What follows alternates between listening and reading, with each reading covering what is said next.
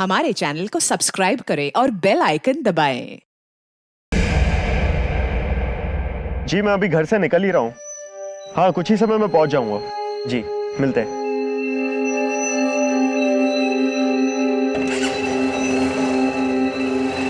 अरे मनीष बेटा, इतनी रात को कहाँ जा रहे हो? कहीं नहीं माँ, बस आता हूँ वापस। कल सुबह चले जाते हैं। वैसे भी ये कोई वक्त है क्या जाने का? कोई बच्चा थोड़ी हूँ, बस यहीं जा रहा हूँ। मैं कह रहा हूँ ना, तू चिंता मत कर। किसी को मेरी चिंता नहीं है, सब अपने मर्जी के मालिक है। हाँ तो गुस्सा क्यों हो रही है? जरूरी काम है, मैं अपने दोस्त को लेकर आता हूँ, जल्दी वापस आ जाऊंगा। ऐसा कौन सा नया दोस्त है तेरा? माँ मैं आकर सब बताता हूँ ना। पर बेटा तुम। प्रणाम मामी जी।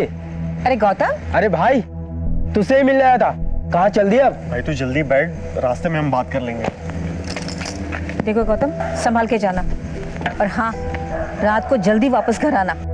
जी माँ, कितनी बार कहूँ आपसे कि आप चिंता मत करो। ठीक है।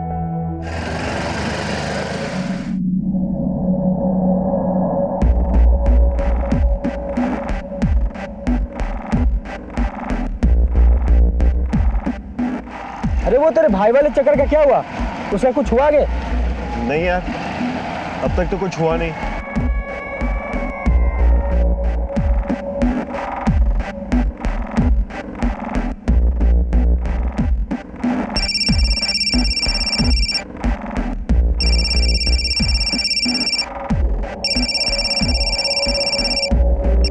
हेलो, हाँ बस हम पहुंचने ही वाले हैं। क्या? हाँ हम आते हैं। ठीक है। क्या हुआ बता ना।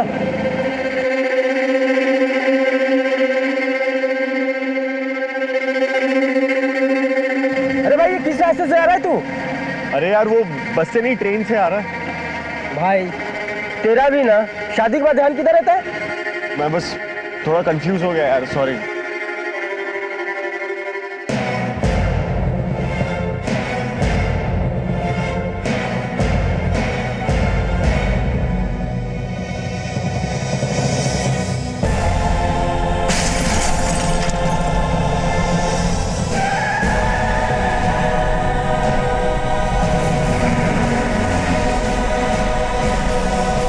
जिंदगी में कब क्या हो जाए इसका अनुमान लगाना लगभग नामुमकिन है, और कई बार अचानक हुई कोई घटना एक बड़े हादसे का रूप ले लेती है। मनीष और उसके परिवार के साथ भी ऐसा ही एक हादसा हुआ। मनीष की शादी के कुछ ही दिनों बाद एक रोड एक्सीडेंट में मनीष और गौतम की जान चली गई। अगली सुबह मौके पर मौजूद कुछ लोगों ने पुलिस को उन दोनों की जानकारी दी। उधर मनीष का परिवार मनीष और गौतम के रात भर गायब होने से परेशान था, लेकिन उन्हें यह पता नहीं था कि अगली सुबह उनके लिए क्या खबर लेकर आएगी। एक ऐसी खबर जिसके बाद उनकी जिंदगी की तस्वीर पूरी तरह बदलने वाली थी। ये दोनों आपके क्या लगते थे? मनीष मेरा छोटा भाई था सर, और गौतम मेरी बुआ का लड़का। फिर अचानक ये कैसे हो गया सर? देखिए एक बार पोस्टमार्टम रिपोर्ट आ जाए, उसके बाद ही हम कुछ बता पाएंगे।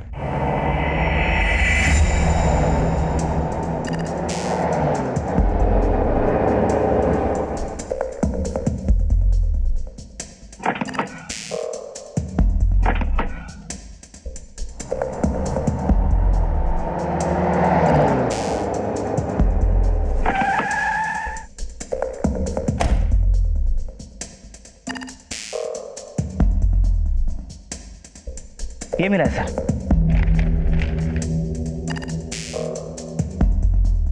हाँ राशिद सर, किसी ने हमें फोन करके इस गाड़ी के बारे में इत्तला किया है। आसपास के लोगों से पूछा तो पता चला सुबह से यहीं खड़ी है। ये तो हिट एंड रन का केस लगता है। हाँ सर, गाड़ी की कंडीशन को देखकर लगता है कि गाड़ी से किसी को कुचल के गाड़ी यहाँ पे लाके खड़ी कर दी गई। गाड़ी वाले का पता चला कौन था? नहीं सर, लेकिन गाड़ी से ओनर के डॉक्यूमेंट्स और लाइसेंस मिले। कोई राहुल ओस थी, अपनी छरतावल का है सर। उसका पता लगाओ और पूछताछ के लिए थाने ले आओ। सर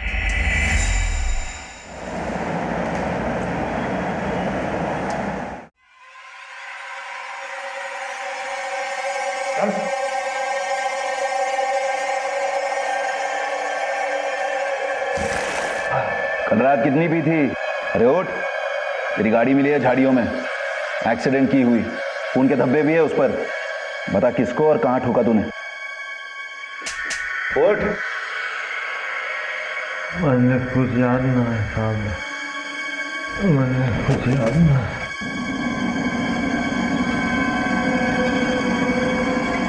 राशिद, इसे 2 दिन यहीं रहने दो। लॉकअप की गर्मी में पसीने के साथ साथ दारू जब उतरेगी ना, तब सब याद आएगा इसे। जी सर।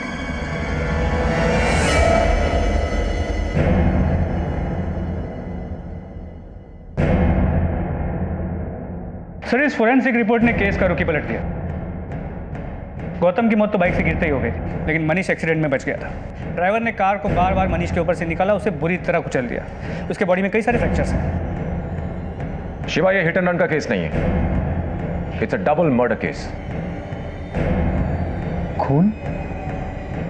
लेकिन उन दोनों को भला कोई क्यों मारना चाहेगा इंस्पेक्टर साहब? वही पता करने के लिए तो हम आए। मनीष की किसी से कोई दुश्मनी तो नहीं थी? नहीं साहब, मेरे दोनों बच्चे बहुत अच्छे थे, उनका तो किसी से झगड़ा भी नहीं था। आप लोगों ने मनीष को आखिरी बार कब देखा था? उस रात को मनीष कहीं जा रहा था। अरे मनीष बेटा, इतनी रात को कहाँ जा रहे हो? कहीं नहीं माँ, बस आता हूँ वापस। ये कोई वक्त है क्या जाने का? मैं अपने दोस्त को लेकर आता हूँ, जल्दी वापस आ जाऊंगा। मनीष तो अकेला ही जा रहा था, अचानक ये गौतम कहाँ से आ गया और मनीष के साथ उस बेचारे की जिंदगी भी चली गई। जाते वक्त उसने बताया नहीं कहाँ जा रहा है, किससे मिलने जा रहा है? नहीं साहब, बहुत जल्दी में था, बिना बता ही चला गया। सीमा, जिस वक्त मनीष जा रहा था उस वक्त तुम कहाँ थे? मैं तो अपने कमरे में थी साहब। आप उस वक्त कहाँ थे? साहब, मैं और मनीष की माँ तो घर पे ही थे। मेरी दोनों बहुएं अपने अपने कमरे में थी। और तरुण, बेटा तरुण, तुम कहाँ थे? मैं भी अपने कमरे में था। ये सही कह रहे?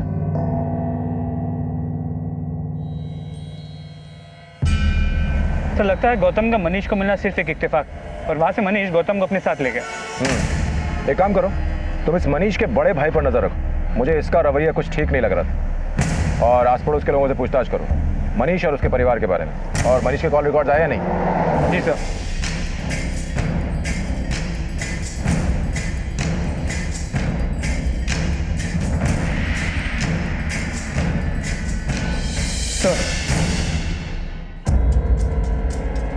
सर, मनीष के कॉल रिकॉर्ड से एक इंटरेस्टिंग बात पता चली है।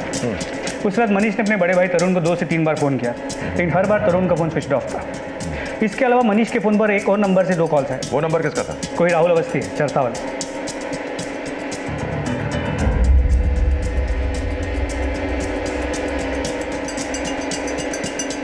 नशा कुछ उतरा कि नहीं? साहब मेरा यकीन करो, मैंने कुछ नहीं पता है साहब। अगर एक्सीडेंट हुआ भी होगा तो मैंने कुछ याद ना है साहब। मैं सच्ची कह रहा हूँ साहब। 1 महीने पहले भी तूने दारू पीकर गाड़ी ठोकी थी ना? हाँ साहब, 1 महीने पहले हमारा एक्सीडेंट हुआ था, लेकिन मुझे अच्छी तरह याद है मैंने किसी आदमी को न मारा था साहब। सच बोल रहा है तू? साहब सच बोल रहा हूँ। अगर आपको यकीन ना आ रहा हो तो मेरी घरवाली से पूछ लो साहब, मैं सच कह रहा हूँ। वो घर पे थे साहब, मैंने अच्छी तरह से याद है। उन्होंने बहुत पी रखी थी, मैंने बिस्तर पे सुलाया था उनको। उस हालत में तो वो गाड़ी ना चला सकते थे। कहीं तुम झूठ तो नहीं बोल रही हो? ना साहब, मैंने हमारे बच्चे की कसम, मैं झूठ ना बोल रही।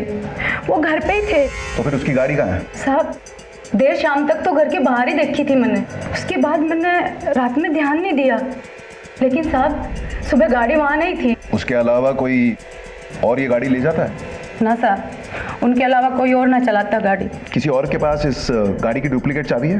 वो तो पता नहीं साहब। ठीक है, जरूरत पड़ी तो हम फिर आएंगे।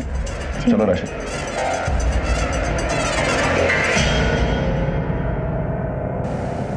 सर, कहीं ऐसा तो नहीं कि राहुल अवस्थी की गाड़ी चुराई गई थी? हो सकता है राशिद, शायद चोर राहुल अवस्थी के शराब पीने की आदत से वाकिफ है। पता करो ये राहुल अवस्थी अपने गाड़ी की सर्विस और रिपेयर कहाँ करवाता है।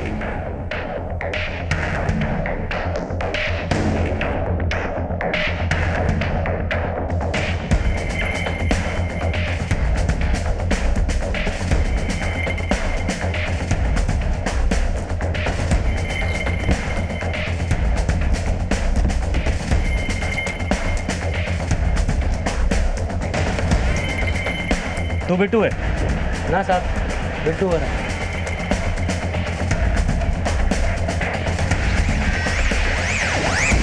बिट्टू, राहुल अवस्थी की गाड़ी तेरे गैरेज में आती है? हाँ साहब, क्या हुआ? उसकी डुप्लीकेट चाबी है तेरे पास?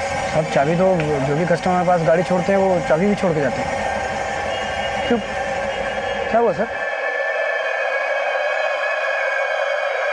राहुल से पूछताछ के दौरान पुलिस को कहीं ना कहीं यह लगने लगा था कि शायद मनीष का कत्ल करने वाला कोई और है, लेकिन मनीष और गौतम के कत्ल का कारण क्या था, इससे अब तक पुलिस अनजान थी। आखिर वो ऐसी कौन सी नफरत थी जिसकी वजह से मनीष का इतनी बेरहमी से कत्ल हुआ?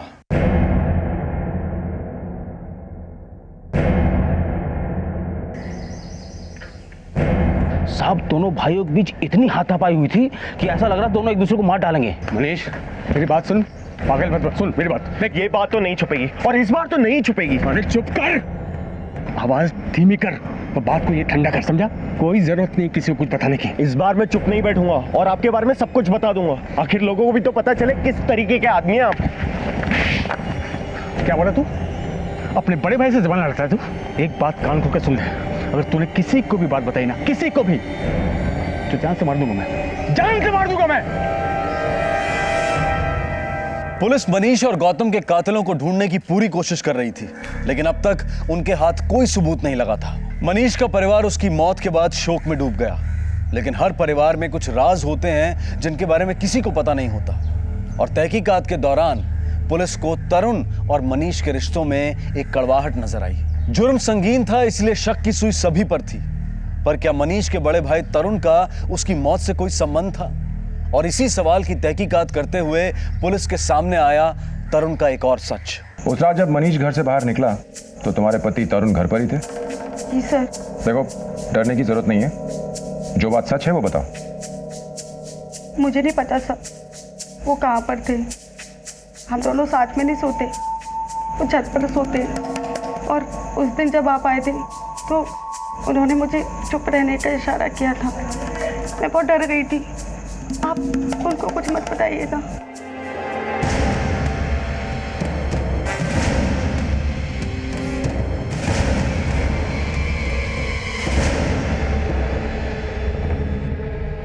जिस रात मनीष का कत्ल हुआ उस रात उसने तुम्हें 2-3 बार फोन किया था, लेकिन तुम्हारा फोन लगातार बंद आ रहा था। उसने इतनी देर रात तुम्हें फोन क्यों किया? देखिए फोन, इंस्पेक्टर साहब, मैं आपको पहले बता चुका हूँ कि मैं उस रात घर पे ही था। तुम्हारी पत्नी ने हमें बताया कि तुम उस रात घर पर नहीं थे। सच सच बताओ, तुम कहाँ थे? मैं अपने दोस्तों के साथ बाहर था सर। वापस कितने बजे आए? तकरीबन 3 बज गए होंगे सर। यानी मनीष और गौतम की मौत के बहुत देर के बाद, और पूरे घर में से उस रात सिर्फ तुम ही घर से बाहर थे। इंस्पेक्टर साहब, आप कहना क्या चाह रहे हैं? आप? मैं वही कह रहा हूं जो तुम समझ रहे हो। तुम्हारे पड़ोसियों के मुताबिक मनीष के कत्ल से 1 रात पहले तुम दोनों के बीच में बहुत बड़ा झगड़ा हुआ था। इतना बड़ा कि तुम दोनों एक दूसरे को मारने पर उतर आए थे। क्यों? इंस्पेक्टर साहब देखिए, भाइयों के बीच में तो ये सब होता रहता है। बात को घुमाओ मत और सच सच बताओ कि झगड़ा क्यों हुआ था। अरे बता देना, क्यों लड़ रहे थे? बाबूजी, मुझे कुछ ठीक से याद नहीं है। सच सच बताते हो, नहीं तो और भी तरीके हमारे पास याद दिलाने के।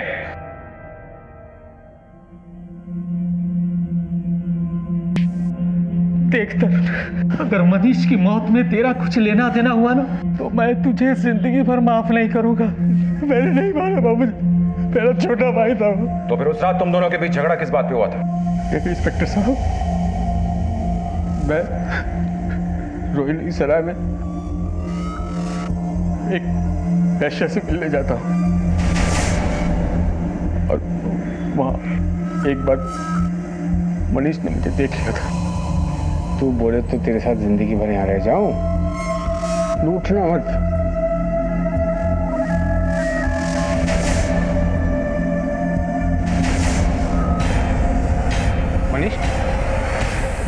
मनीष जानता था मेरी गलत आदतों के बारे में। उसने मेरी मदद करने की कोशिश की, लेकिन मैं उसकी एक न सुनी। जिस दिन उसकी मौत हुई, मैं उसी औरत के पास था। बाबूजी, मुझे माफ कर दो बाबूजी, मेरे से गलती हुई, माफ कर दो। लेकिन मैंने मनीष को नहीं मारा बाबूजी, मैंने मनीष को नहीं मारा।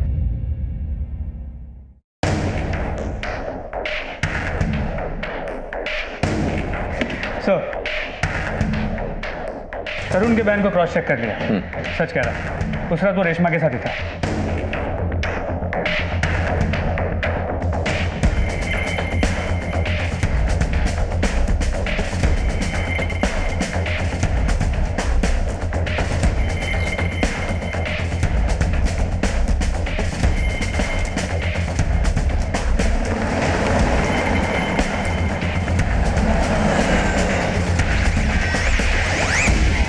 साहब, मैं सहारनपुर में किसी मनीष को न जानता।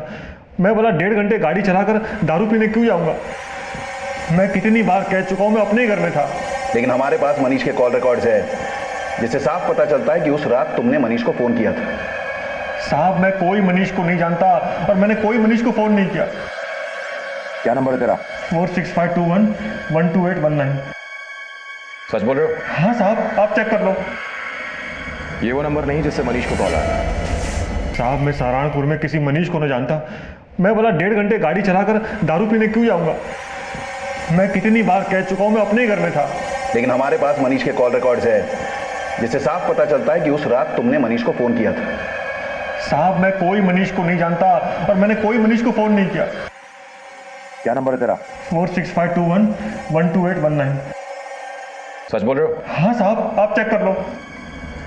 ये वो नंबर नहीं जिससे मनीष को कॉल आया था। सर, सिम कार्ड 3 हफ्ते पहले खरीदे गए थे, लेकिन मर्डर वाली रात से 2 दिन पहले एक्टिव हुए। इसका मतलब ये सारा प्लान कई हफ्तों पहले बना लिया गया था। देखा साहब, मेरा इसमें कोई हाथ नहीं है, मुझे छोड़ दीजिए। राशिद, साहब साहब, जिस गाड़ी से मनीष की मौत हुई और जिस नंबर से मनीष को कॉल आया, दोनों ही सबूत इस राहुल से जुड़े हैं। मुझे लगता है हमें मनीष के परिवार से बात करनी चाहिए। हो सकता है वहां कोई हो जो इस राहुल अवस्थी को जानता हो।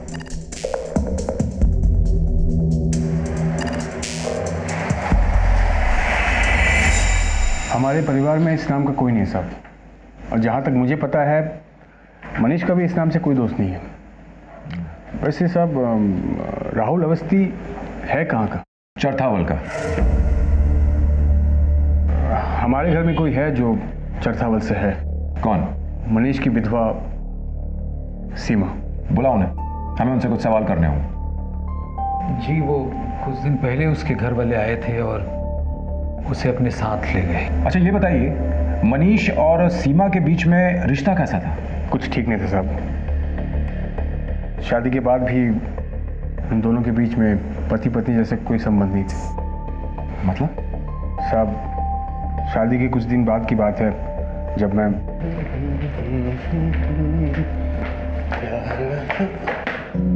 ओहो, क्या बात है भाई? हाँ मनीष बाबू, और इतना सीरियस भी हो गया शादी के बाद? क्या बात है बता। अरे घर का लाडला है तू, बता क्या बात है? सीमा से बात हुई क्या? भैया ऐसी बात नहीं है, सीमा तो हमें हाथ भी नहीं लगाने देती, और कभी कभी तो हमें ऐसे लगता है कि सीमा चाहती नहीं है कि हम उसे कभी हाथ लगाएं। बल्कि खाना खिलाते वक्त गलती से अगर हमारा हाथ उसे छू भी जाए ना, तो अपना हाथ ऐसे खींच लेती है जैसे कोई जहरीला बिच्छू से काट खाया हो। मेरी घरवाली भी जानती थी कि मनीष और सीमा के बीच में कुछ ठीक नहीं था साहब। आप चाहे तो उससे पूछ सकते हैं साहब। तुम्हारे पति तरुण का कहना है कि मनीष और सीमा के बीच में रिश्ते ठीक नहीं थे। क्या तुम्हें भी ऐसा लगता है? सर, उस दिन ये सब मेरे सामने की बात है। मनीष ने तो ऐसा कुछ किया भी नहीं था, फिर पता नहीं क्यों सीमा ने इतना गुस्सा दिखाया उसे। पुलिस के शक का दायरा बढ़ता जा रहा था। मनीष के कत्ल के पीछे किसका हाथ था यह कहना बहुत मुश्किल हो रहा था।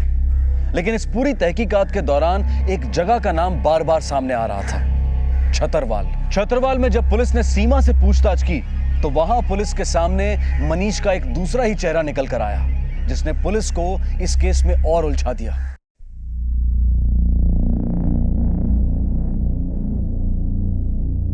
सीमा, तुमसे कुछ सवाल करने हैं, तुम्हारे और मनीष के बारे में। शादी के बाद तुम्हारे और मनीष के रिश्ते कैसे थे? नहीं होगा, ये सब नहीं होगा, नहीं होगा। बेटा डर मत, जो भी सच सच है सब बता दे सर। शादी के साथ हर लड़की बहुत सारे सपने देखती है। उसका नया घर,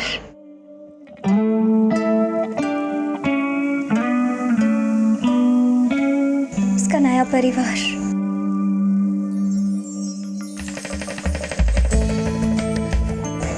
एक बहुत ही प्यार करने वाला पति।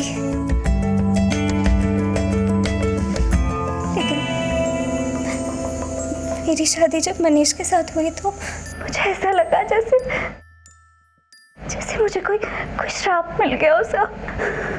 वो हमारे शादी की पहली रात थी। ऐसी थी मेरी जिंदगी।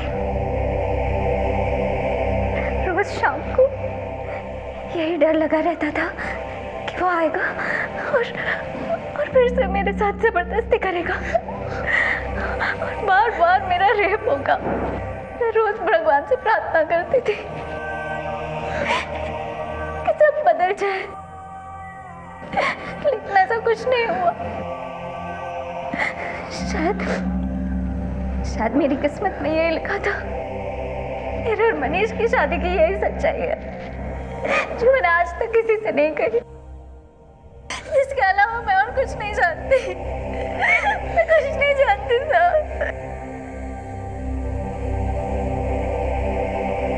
बड़ी अजीब बात है शिवा, इस मनीष के दो चेहरे हैं, एक भगवान का, एक शैतान का, और कौन सा चेहरा असली है समझ नहीं आ रहा। तो हो सकता है ये सीमा मनीष के बारे में झूठ बोल रही हो और इसका डायरेक्ट कनेक्शन राहुल से हो, क्योंकि मनीष से जुड़ी ये दोनों कड़ियाँ चरथावल में मिलती हैं और ये अपने आप में एक बहुत बड़ा इत्तेफाक है।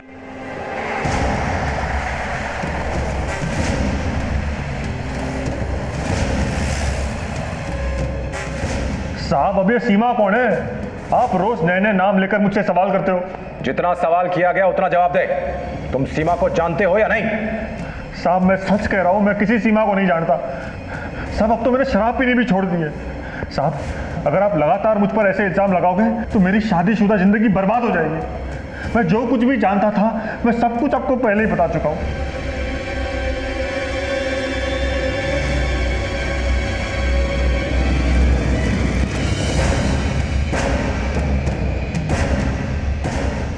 साहब सीमा बहुत सीधी छोरी है, बेचारे के साथ बहुत बुरा हुआ। अभी भी तो उसकी शादी हुई थी। सीमा वो तो हमारे आंखों के सामने बड़ी हुई है। गुप्ता साहब की लड़की? ना साहब, हमने कभी उसके बारे में कुछ गलत नहीं सुना। बहुत अच्छी लड़की हो।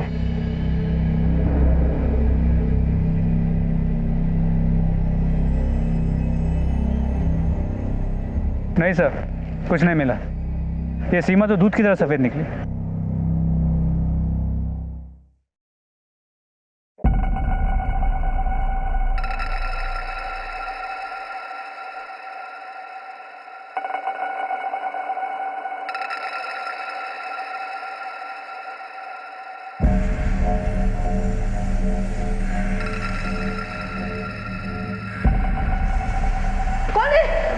चोर? क्या हुआ प्लीज? चोर घर में चोर घुसा। देखिए चोर। कौन? चोर। कौन है वहाँ? कौन? क्या हुआ? देखिए बेटा घर में चोर आ गया है। देखो रुको। कौन?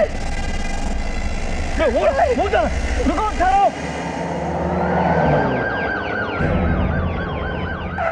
आई सर इसी रूम में थी मैं जब जोर से आवाज आई थी और उसे मैंने ऊपर अपनी आंखों से जाते हुए देखा था। क्या यहाँ पर? हाँ सर ऊपर गया था वो। देखिए बस यहीं से गया था ऊपर। देखिए चलिए सर। देखिए इस जगह से आई। देखिए यहाँ से कूदा था सर। इतने ऊपर से कूदा तो चोट तो जरूर आई होगी उसे। हाँ सर वो लगड़ाते हुए गया था यहाँ से। ठीक है ओम प्रकाश।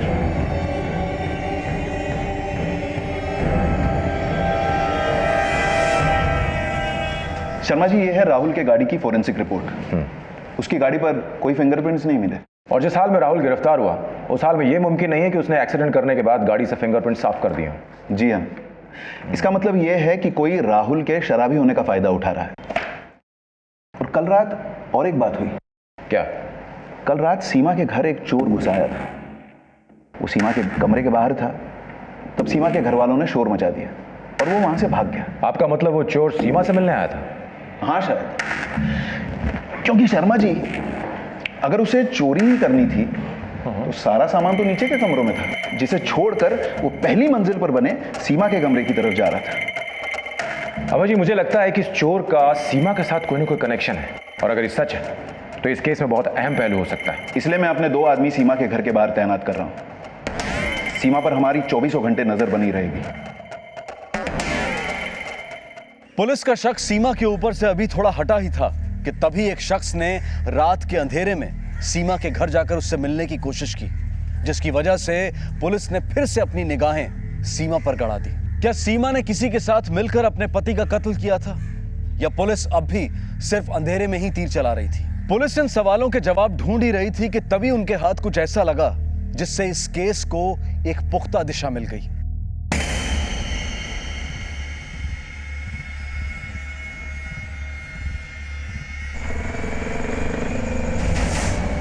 ये कौन है सर? इसको तो कहीं देखा है।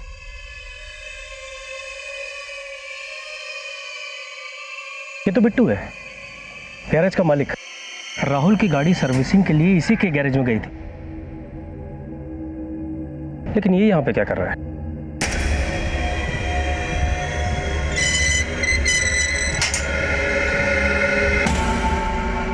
आ गया बेटा? हाँ हाँ, लो देखो जरा।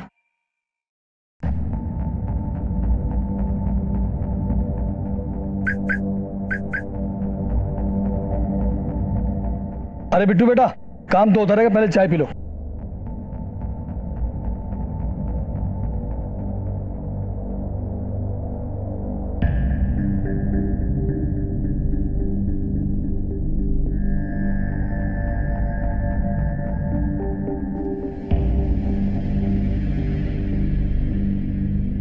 इसके पांव में तो चोट लगी है। सीमा की मां ने बताया था कि चोर यहां से लंगड़ाते हुए भागा था। कहीं ये वही आदमी तो नहीं है?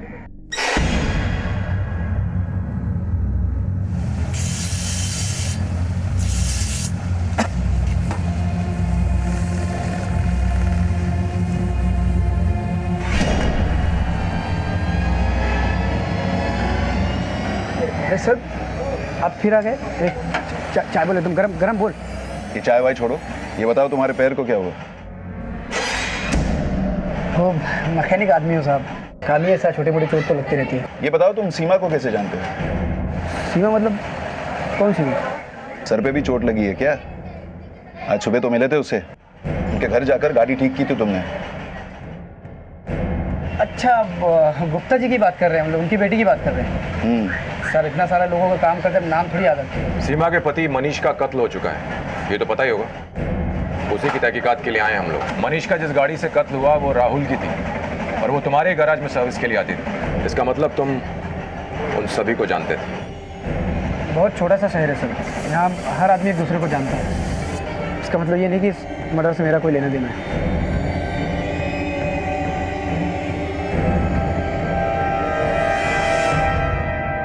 तुम्हारा बिट्टू के साथ क्या रिश्ता है? वो हमारी गाड़ी ठीक करता है बस। क्या तुम जानती हो कि बिट्टू वही आदमी जिसके पास वो गाड़ी भी ठीक होने आती है जिससे तुम्हारे पति का कत्ल हुआ? नहीं, मुझे कुछ नहीं पता। देखो सीमा, अगर तुम झूठ बोल रही हो तो इसका पता हम एक न एक दिन लगा ही लेंगे। मैंने कहा ना मुझे कुछ नहीं पता। आप क्यों मुझे परेशान कर रहे हैं? हम सिर्फ हमारा काम कर रहे हैं, हम फिर आएंगे।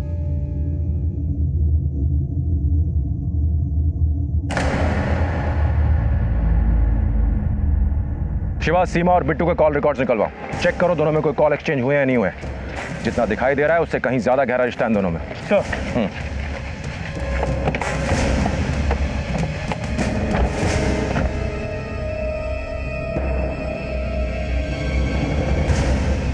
सर, क्या शिवा? आपका अंदाजा सही निकला। सीमा और बिट्टू का रिश्ता काफी पुराना है। उन दोनों के बीच काफी कॉल्स भी एक्सचेंज हुए, लेकिन मनीष और सीमा की शादी के बाद उन दोनों की बातचीत बंद हो गई। और राहुल? सर, राहुल का इन दोनों से कोई कांटेक्ट नहीं। लेकिन एक बहुत ही इंटरेस्टिंग बात है। वो क्या? सर, मैंने पूरे कॉल रिकॉर्ड को स्कैन किया तो पता चला है सारे नंबर्स लोकल एरिया के सिवाय इस एक नंबर के। ये नंबर चरतावल का नहीं है। ये देहरादून का है, किसी गायनेकोलॉजिस्ट के क्लिनिक का। तो इस नंबर का हमारे इस केस से क्या कनेक्शन है? सर फरवरी में बिट्टू ने अपने नंबर से इस नंबर पर 2 से 3 बार फ़ोन किया। इस बिट्टू को गायनेकोलॉजिस्ट की क्या जरूरत पड़ गई, वो भी चरथावल छोड़ के देहरादून में? सर इंटरेस्टिंग बात तो ये है कि जब जब बिट्टू ने इस नंबर पर फ़ोन किया उसके तुरंत बाद उसने सीमा को भी फ़ोन किया। शिवा, ये कुछ बहुत बड़ा चक्कर लग रहा है। देहरादून के क्लिनिक जाके चेक करते हैं। सर कम।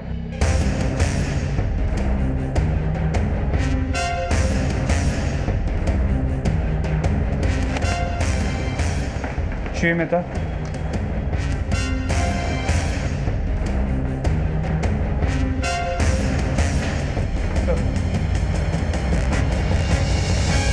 इंस्पेक्टर साहब, नए कानून के तहत हमें अबॉर्शन से संबंधित सारी जानकारी, सारे रिकॉर्ड्स रखने ही पड़ते हैं।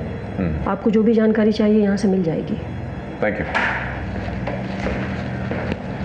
मैडम, ये नंबर यहाँ दर्ज है, देखिए। कोई मिस्टर बिट्टू एक लड़की के साथ यहाँ पे आए थे। जी सर, 1 मंथ प्रेग्नेंट थी ये लड़की। मैंने इसे अबॉर्शन के लिए कुछ दवाइयाँ लिखी थी। क्या वो यही लड़की थी? हाँ, यही थी। Thank you doctor. सर। हाँ शिवा, बोलो। सर मैंने कॉल रिकॉर्ड्स को दोबारा चेक किया तो पता चला बिट्टू उस रात सहारनपुर में था जिस रात को मनीष का मर्डर हुआ, और उसका फ़ोन भी उसी जगह पे स्विच ऑन हुआ जहाँ पर राहुल का फ़ोन स्विच ऑफ हुआ था। शर्मा जी, ये महज एक इत्तेफाक नहीं हो सकता। हो ना हो, ये बिट्टू ही वो आदमी है जिसकी हमको तलाश है। उसी ने राहुल की गाड़ी के पेपर्स चुराए और राहुल के नाम का एक सिम कार्ड खरीदा। हमें इस बिट्टू को उठाना होगा।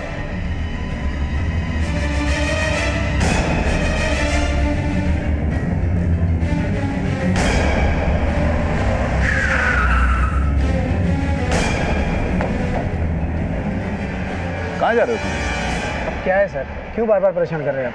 तुम सीमा के साथ देहरादून के क्लिनिक में क्या करने गए थे? किसका बच्चा था वो? सर हर चीज़ बताना ज़रूरी है क्या? वो मेरा निजी मामला है। 2 लोगों का खून हुआ है, ये अब तुम्हारा निजी मामला नहीं रहा। शिवा, ले चलो इसे। अरे सर, मैंने किया क्या? अरे यार, चल। अरे लेकिन बात तो सुनो मेरी। चल, सब साथ में चलेंगे। चल है। जिस रात मनीष की मौत हुई उस रात तू कहाँ था? मैं अपने घर पे था साहब। झूठ मत बोल। उस रात तेरा फोन उसी एरिया में पाया गया जिस एरिया में मनीष की मौत हुई, और तूने राहुल के नाम का सिम कार्ड खरीद करके मनीष को फोन किया था। साहब आप लोग मुझ पे ऐसे इल्जाम नहीं लगा सकते। अरे तो क्या हुआ साहब, अगर उस रात में उस एरिया के आसपास था तो 100 काम होते हैं आदमी को जो बताए नहीं जाते, लेकिन इसका ये मतलब नहीं कि आप लोग मुझ पे कुछ ही खून का इल्जाम लगा देंगे। तू ऐसा नहीं बताएगा। उस दिन ये खून तूने अकेले नहीं किया था, तेरे साथ जो था ना वो भी हमारे पास है। लेके आओ थे।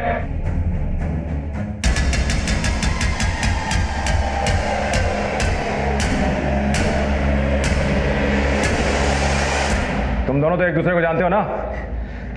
क्यों बेटो? साहब मैं कबूल करता हूँ कि मनीष का खून मैंने किया है। इसमें सीमा का कोई लेना देना नहीं है, ये एकदम बेकसूर है साहब। तुम दोनों को देख के लगता तो नहीं कि खून किसी एक ने किया होगा। साहब ये जो कुछ भी हुआ सब मेरा किया धरा है, ये एकदम बेकसूर है साहब। इसको जाने दो साहब, ये एकदम बेकसूर है। बेकसूर तो यहाँ पे कोई भी नहीं है, लेकिन अगर तू अपना जुर्म कबूल कर रहा है तो अंधेरी जेल की कोठरी में तू अपनी जिंदगी काटेगा। सीमा को लेकर जाओ, इससे हम बाद में बात करेंगे। अभी जरा इसकी मरम्मत करते हैं। नहीं साहब, नहीं। बिट्टू बिल्कुल बेकसूर है साहब, इसने कुछ नहीं किया।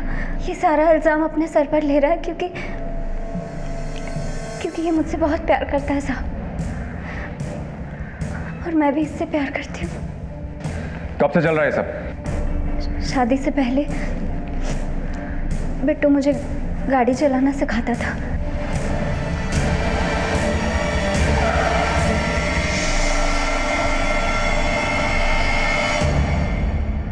तभी हम दोनों के बीच प्यार हो गया।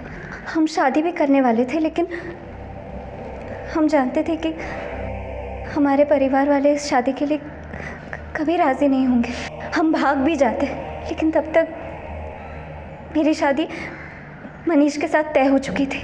मनीष से शादी करने के अलावा मेरे पास और कोई रास्ता नहीं बचा था सर। और वो बच्चा? बच्चा मेरा और बिट्टू का था साहब। किसी को पता ना चले इसलिए शहर से दूर देहरादून जाकर हमने अबॉर्शन करवाया। मेरी शादी के बाद भी हम एक दूसरे को भूल नहीं पाए साहब, इसलिए हमने मनीष को मारने का प्लान बनाया। फिर साहब एक दिन राहुल की गाड़ी गैराज में रिपेयरिंग के लिए आई।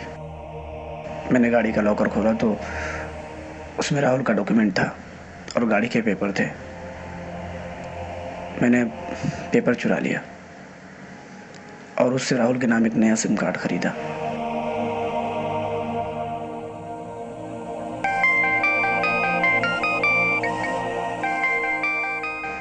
और फिर मनीष को आनंद बनकर, मतलब सीमा का कज़न बनकर मैंने फ़ोन किया। हेलो मनीष, अरे मैं आनंद बात कर रहा था भाई, सीमा का कज़न। अच्छा सुनो, मुझे तुमसे कुछ काम था। हाँ हाँ बिल्कुल, आप सीमा के भाई हैं, बताइए क्या काम निकला है।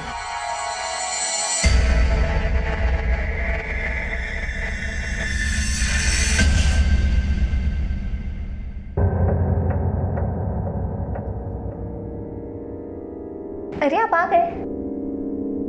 आनंद भैया का फोन आया था आपको? अरे हाँ, वो तो मैं तुम्हें बताना ही भूल गया। कौन है वो?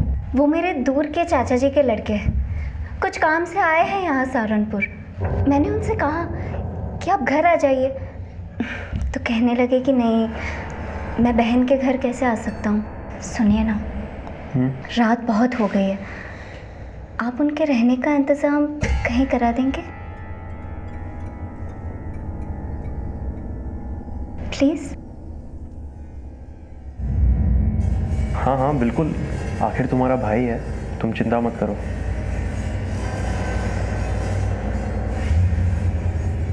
फिर मैंने मनीष को फ़ोन करके बताया कहाँ मिलना है।